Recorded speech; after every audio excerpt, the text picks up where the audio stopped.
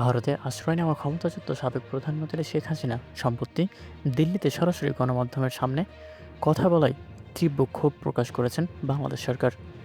গত বুধবার তিনি সেখানে বক্তব্য দেন। পররাষ্ট্র মন্ত্রণালয় এক সংবাদ বিজ্ঞপ্তিতে জানিয়েছেন, শেখ হাসিনা ও তার সহযোগীরা ভারতের মাটিতে বসে বাংলাদেশ এবং দেশের মানুষের বিরুদ্ধে কটু কথা বলছেন, যা মেনে নেওয়া যায় না। বাংলাদেশ সরকার গভীরভাবে দুঃখ প্রকাশ করেছেন।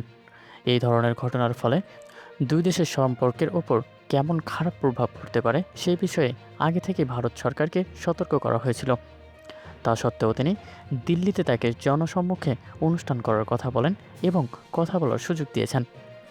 বিজ্ঞপ্তিতে আরও বলা হয়েছে, বাংলাদেশের মানুষ যখন জুলাই বিপ্লবের ২ বছর উদযাপন করছে, ঠিক সেই সময়ে শেখ হাসিনা এই সুযোগ দেওয়া বাংলাদেশের সার্বভৌমত্বের প্রতি অবমাননা এবং জুলাই বিপ্লবের শহীদদের চরম অপমান করছেন।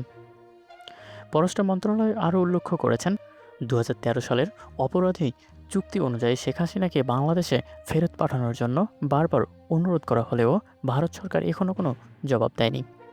তাকে ফেরত না দিয়ে উল্টো প্রকাশ্যে কথা বলতে দেওয়ায় বাংলাদেশের মানুষের অনুভূতিতে আঘাত এনেছে।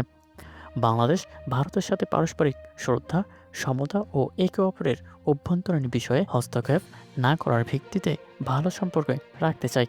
তবে বিজ্ঞপ্তির ফলে স্পষ্টভাবে জানিয়ে দেওয়া হয়েছে যে ফ্যাসিবাদদের অন্ধকার সময় পার করছে বাংলাদেশ, দেশে আর কখনো সেই দিন ফিরে আসবে না এবং বাংলাদেশ আর কখনো কারো অধীনস্থ রাষ্ট্র হয়ে উঠবে না। আরও বলেন, হাসিনা সরকার কখনো বাংলাদেশে ফেরত আসবে না।